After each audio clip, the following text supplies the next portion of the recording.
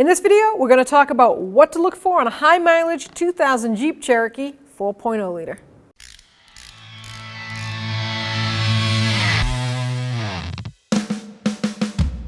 So when we talk about high mileage vehicles, I like to say basically you inherited it or you bought it used. It's a vehicle you always wanted, or you're just low in money and this what you got is what you got. So let's talk about proper ways to check it out real quick.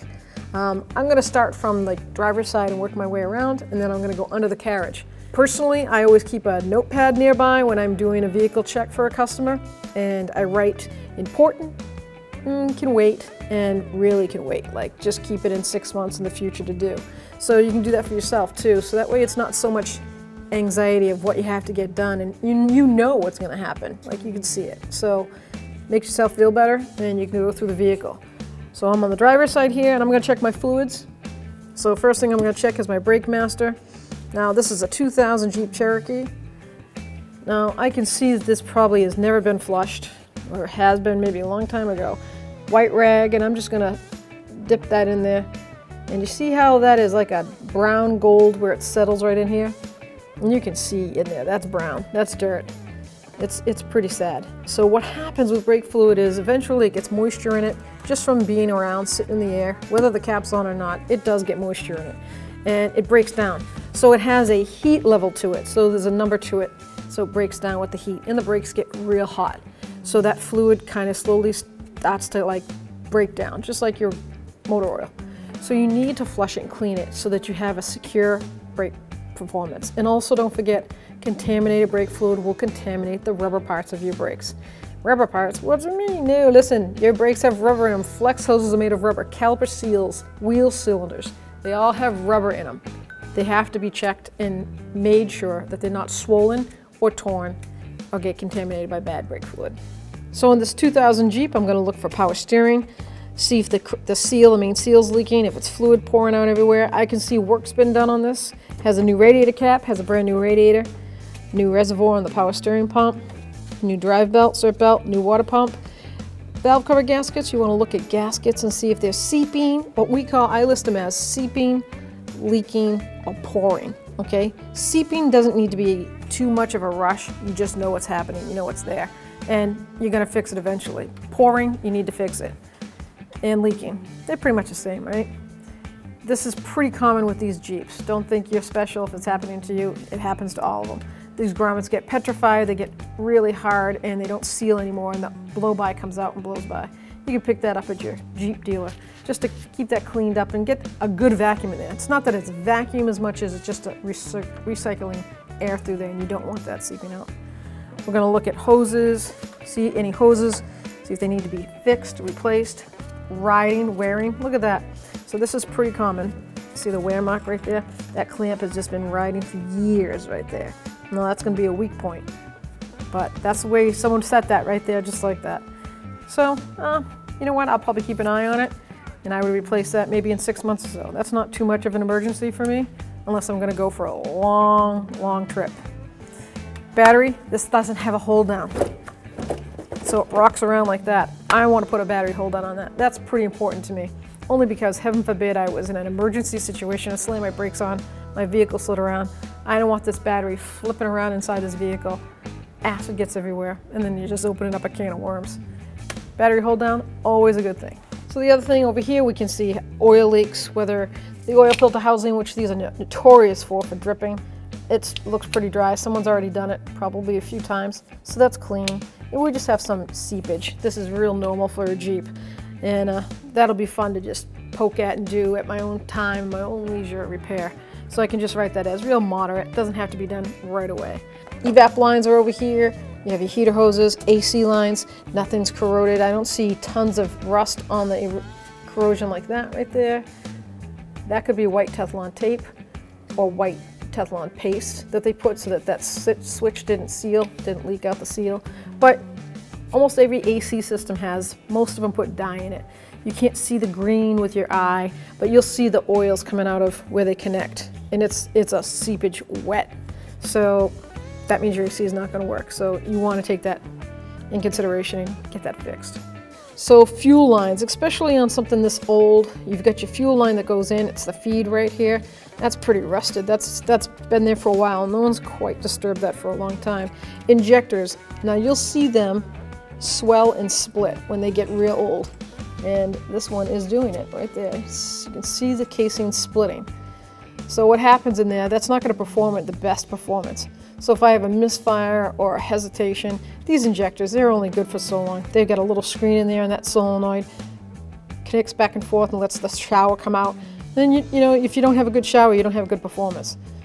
So you might want to check this whole rail out. And if this is a vehicle you're going to use daily, look how rusted this rail is. So if that's rusted like that on the outside, I don't know what the inside is going to be too pleasant about.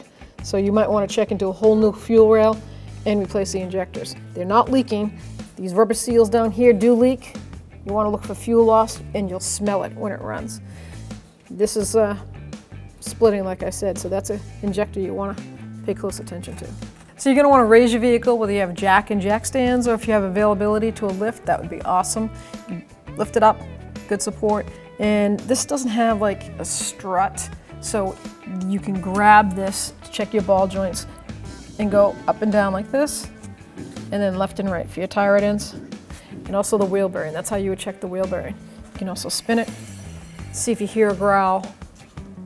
If you're experiencing a growl, the first thing to do is check your wheel bearings. But here we have no play either way, up and down. You can also take a bar if you have a hard surface, like put a brick underneath there, a nice little patio brick. You can put a bar, leave it this far off the ground, and pry it up and down. That way you can check your ball joints if you don't have the strength to go that way. And we're just going to look all around, fender well, rust, rot, especially if you're purchasing it and it's got high mileage. You want to see what the previous, how they took care of it, the owner, and go from there. Tires, tread, you can always have tons of tread, but you can have tons of tread on a tire that's no good because they have age to them. So you want to check the age of your tires. So a lot of deep tread can mean, oh, it's primo, but is it really? Let's look at the sidewalls. Look at any dry rot that can happen from sitting, and then look at the age. So you're going to find the DOT right here and go down, and when you see a 4-digit number, 3017, that's the 30th week of the year 2017. That's when this tire was made. So do the math. This thing's 4 years old, and you're in great shape for 4 years old, but you want to keep an eye for dry rot. So I'm going to do just like I did from the top. I'm going to start at the driver's side and work my way around. I'm going to look at all sorts of things. So first thing I'm going to look at is, being a 2000, I will want to look at frame in every section of this vehicle.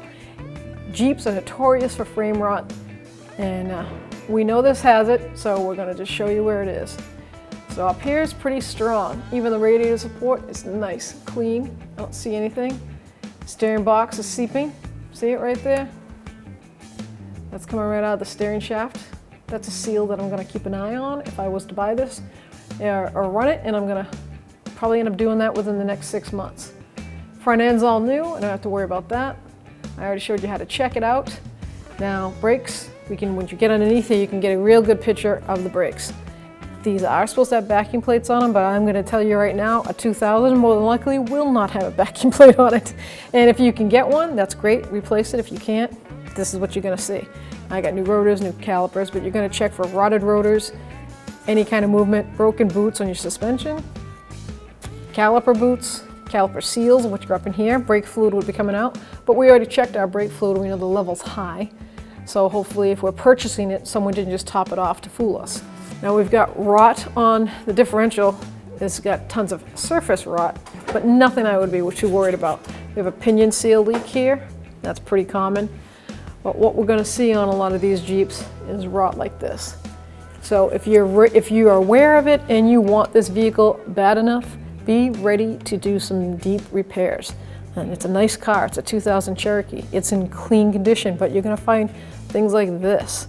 And this is probably not going to pass any safety procedure from any state that has a state inspection.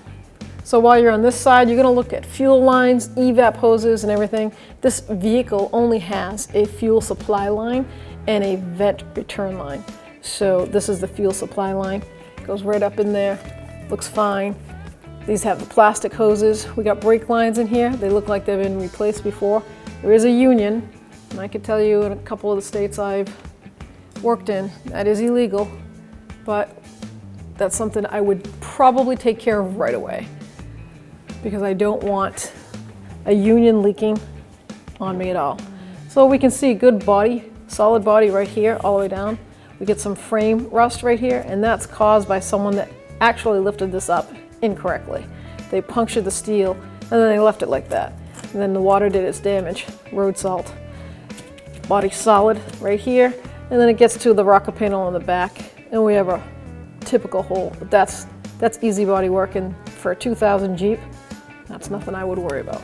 So say you inherited it or bought it, or you haven't been underneath it for a while, and you look up and you see this tranny leak like this. That's pretty severe. That's going to be on my top list to fix because, for one, I don't want to run out of fluid because then I'll burn my transmission, and then that's completely opposite of what I want to do. So fluid is just like anything. Gravity overtakes, so nothing goes up, everything comes down. So you want to look from the top up. Now that transmission is dry all the way up except for the selector switch right here. That little selector switch seal, these are known to have a leakage and they'll seep. It could run on the gasket and come down and people will be like, oh, it's just the gasket. Do the job, and without replacing that seal, it's going to happen again and again. So I'm checking both sides. There's nothing over here. It's dry. So I would do the pan again, additional to this. You need the pan down anyways to do that seal. Replace that seal in the pan gasket, and you do have some rust here on this pan. Just so you know, when you take it down, look on the inside, because a lot of that rust starts on the inside of the pan and then it works its way out, believe it or not. I've seen rust inside oil pans, a big quarter-size hole, and on the outside it looks perfectly fine. Within 6 months, you put your finger through it.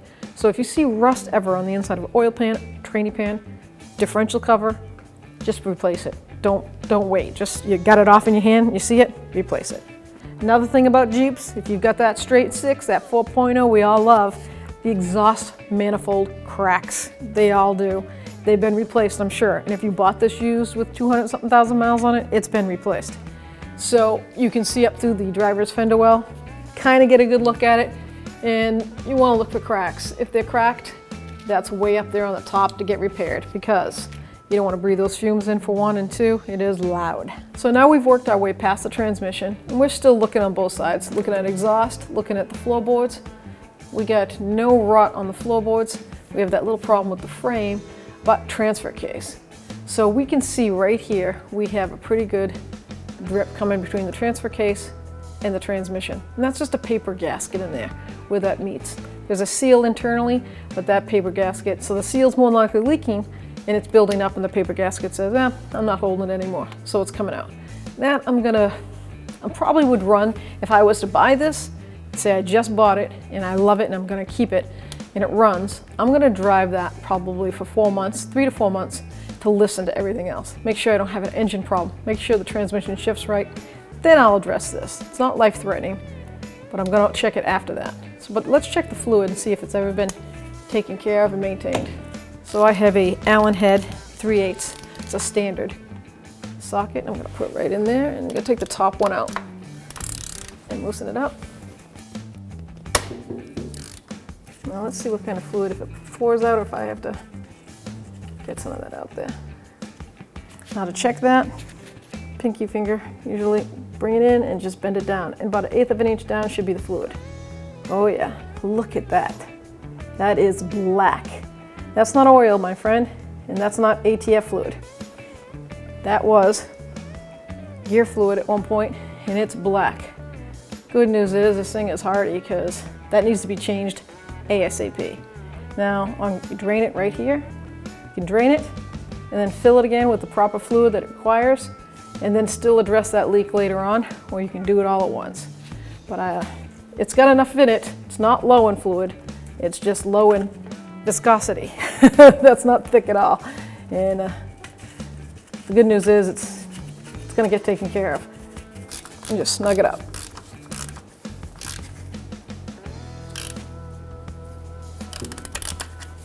So we can see that the front drive shaft was new, but you would check that the same way you're going to check this.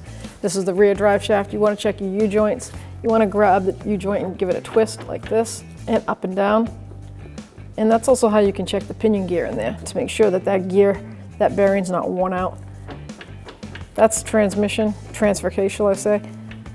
But right there is a little bit of knocking, but that's nothing for a 2000 Jeep Cherokee with over 100,000 miles on it. So this, I'm just gonna listen for when I drive for a howling noise, then I would know if that bearing needs to be replaced. So now I'm still over here on the passenger side. I wanna check my parking brake, AKA e-brake cables.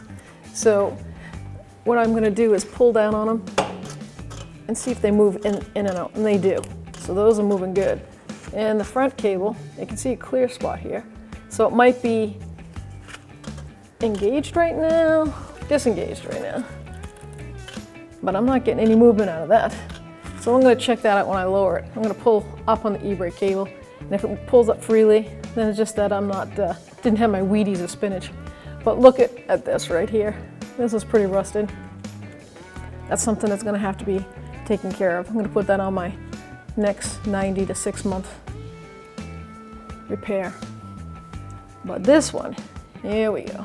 This is what we're gonna need to really look at. A lot of people, even professionals I see, don't look real close at the Mirage right here. We're missing a leaf spring. Came up to this point, it's missing. It's broken, it's gone. And the bushings are rotted. They're pretty bad in here. So those bolts are gonna be really hard to get in and out. So I know that I'm gonna have to look at some good hardware, maybe a whole new leaf pack to do it right. I'm gonna get 2 leaf packs, one for both sides, so I have proper ride height. And boy, that would be a nice ride after that's all done. It's gonna look good too. It'll raise it up to the proper road height that it's supposed to be at, and ride height, so the steering will be perfect too. So I'm gonna look at metal lines, rubber lines. I've got a brand new brake line here. Looks like someone ran a copper line through. That's actually going into the gas tank, is it? Let's see. Yeah, that's the fuel line. So this brake line right here, it's not a brake line, it's an evap line, but that's a brake line.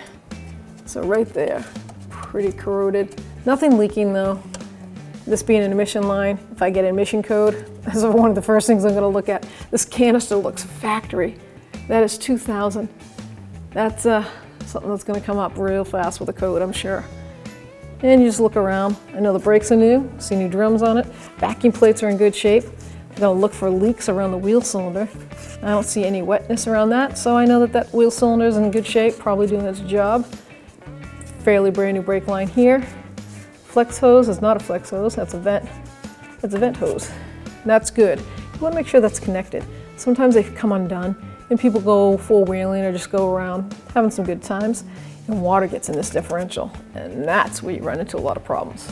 So here we are getting to the end of the vehicle and to the end of the video almost. This is the rear differential cover. Well, I'm gonna replace that cover because that is just not looking too happy. I know when I change it, I'm gonna change the fluid at the same time, and then I can take a real good look at the gears inside. Make sure that those are wearing properly. And I'm gonna drive it around, make sure the fluid level's first. I'm gonna make sure it's at least the proper level. Drive it around and I'm gonna listen to external bearings. The bearings inside the differential here, see if I have any howling. Because if I do, when I take this cover off, I'm gonna pull the axles out and get everything replaced at the same time. Let's check the fluid. It's a rubber seal cover, it's real easy. Just a flathead screwdriver or pry bar, and then you're just gonna pop that right off. And look at that. Take a little sniff. Let's see what we got. Well, at least it's got a proper level in there. It's right about here, the level is. So I know it's not extremely low, but that's what we call a dirty golden brown. It's not something that's not new fluid, I can tell you that, and I can tell by smelling. So yeah, they probably had a good leak seeping for a while. They just keep adding during the oil changes or whenever they felt like it. So the good news is they hopefully didn't let it run low, because it's right here, but it smells burnt. So we'll repair that. That'll be on my top list to do. So now I'm just gonna go do the whole back end of the vehicle. I'm looking for structure-wise. Structure seems pretty good. This has a very old tow bar on it, So that's something I would probably address. I would probably take this whole tow bar down. It's bolted into the frame. And when I take that down, I'm going to look at the frame condition underneath that and hope that it's in solid shape. It's pretty solid right up to that, so it'd be good. I'll probably replace it with a brand new one because it's always good to have a little tow hitch on. So now I'm on my driver's side, going back this way. See some body work that needs to be taken care of here. But there we go, we're going to go this way. Frame's still looking good, which I'm happy about, because this is where you'll see a lot of the frame rot on all these Jeeps is on this downward body rot. Looks good, floorboards look good, even the running boards on this side are good. So the floorboards look good, pretty solid. Little mishap here with someone lifting it up. They didn't lift it up correctly or jack it up.